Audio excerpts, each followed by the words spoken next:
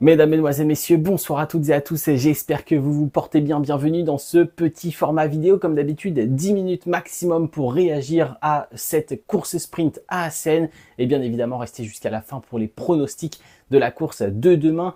Ça va aller plutôt vite, course sprint plutôt calme et puis même un week-end dans l'ensemble sans gros rebondissements, même si on a bien sûr des choses à dire. N'hésitez pas à vous abonner, à mettre la cloche pour avoir le résumé complet du week-end en début de semaine prochaine. Le BRK, constructeur par constructeur, c'est propre, c'est précis, c'est concis et c'est intéressant, en tout cas je l'espère. Lançons-nous pour cette petite analyse en réaction à chaud, même si bien sûr je suis ultra en retard, de cette course sprint et de cette journée du samedi. On va commencer d'abord par le vendredi. Honnêtement, pas grand chose à dire, pas d'énormes surprises en ce vendredi. On arrive sur une piste très glissante qui a été lavée par la pluie pendant les jours précédents le week-end de course. On arrive le vendredi matin, les Moto 3, Moto 2 et Moto GP doivent regommer la piste et on a eu beaucoup de chutes, notamment dans la catégorie Rennes. Voilà, Marc Marquez est parti 2 fois à la faute, on a eu du Johan Zarco, on a eu du Didier Antonio, on a eu beaucoup de pilotes qui sont partis à la faute, Alex Marquez aussi, Ayogura qui a transformé sa Aprilia en une boule de feu.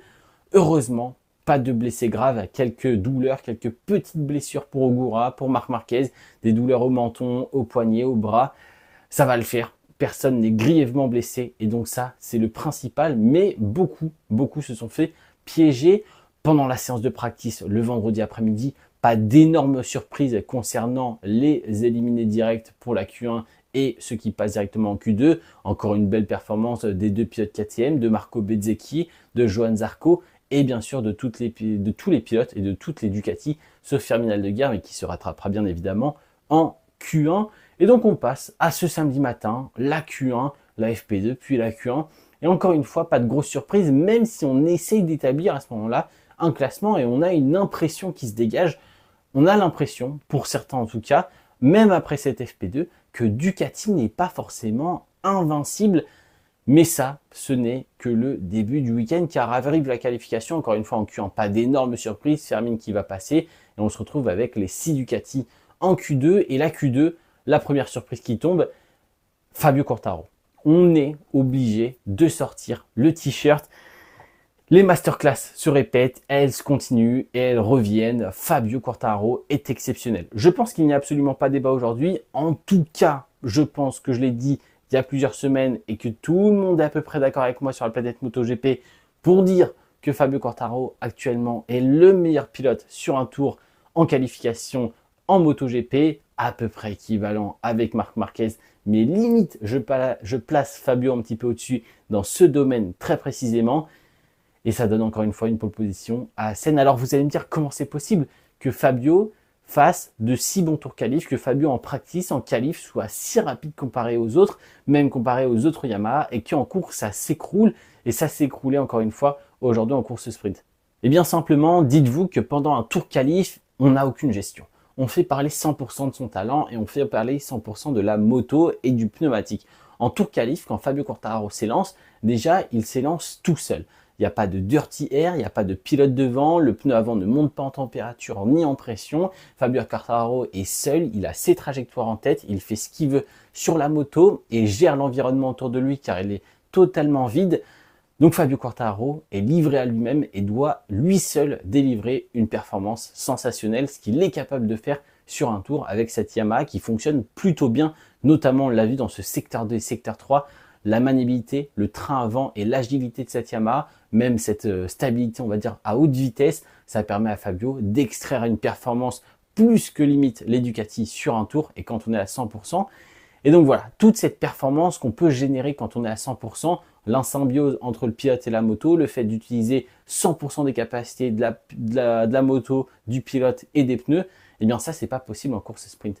Si en qualif on peut absolument tout extraire, tout donner, être à 200% dans chaque virage, en course, premièrement, on a des individus, on a d'autres pilotes autour de nous, on a des pilotes qui vont essayer de nous dépasser, qui vont peut-être freiner un peu plus tôt, un peu plus tard, ça va modifier notre trajectoire, on va avoir un aéro qui est différent à cause de l'air sale, du dirty air qui est généré par les pilotes de devant. Il faut réfléchir, il faut défendre un peu sa position, il faut tenter des dépassements et tout ça, ça casse un rythme et on ne peut pas se donner à 200% à chaque virage car il faut analyser tout ce qui se passe autour de nous.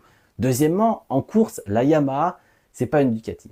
La Yamaha, elle présente plein de défauts. Elle présente plein de défauts dès qu'on est derrière quelqu'un, dès qu'on doit faire plus qu'un tour. Il faut gérer les pneus, donc ça veut dire il faut baisser un peu le rythme, car on le sait, la Yamaha détruit rapidement les pneus si vous êtes à 200% tout le temps, et on arrive vite sur des problèmes de vibration, de chattering, notamment sur des circuits comme le Mugello, où à la fin, on n'a plus de pneus sur le côté gauche.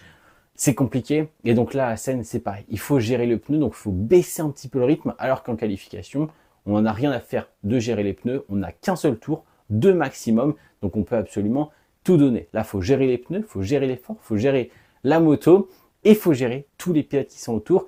Et donc cette Yamaha n'a pas un peu plus de puissance que la Ducati, cette Yamaha ne freine pas mieux que la Ducati, cette Yamaha ne passe pas plus vite en virage que la Ducati. C'est simplement Fabio qui en qualif est capable de tout aligner parfaitement en termes de trajectoire et d'exécution, qui est capable du coup d'aller chercher un meilleur chrono que les Ducati. Mais quand on est derrière une autre moto, comme on ne peut pas en faire un peu plus qu'eux, eh bien on ne peut pas les dépasser, on ne peut pas préparer une stratégie de dépassement parce qu'on sait pas, enfin on sait pardon, qu'on va pas être un peu plus rapide dans une droite, on sait qu'on va pas pouvoir freiner beaucoup plus tard parce que la moto ne le permet pas, et donc on ne peut pas doubler. C'est pour ça que régulièrement Fabio dégringole, dégradation des pneus, impossibilité de préparer un dépassement, et on se retrouve avec un Fabio Quartararo et une Yamaha qui perdent des positions petit à petit, car ils peuvent ni défendre, ni contre-attaquer.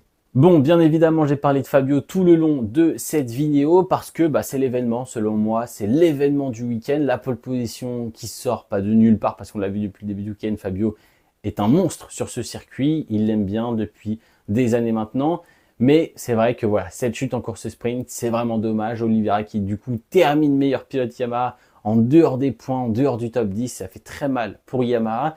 Et sinon après, qu'est-ce qui s'est passé? Il s'est passé 10 sur 10 pour les frères Marquez.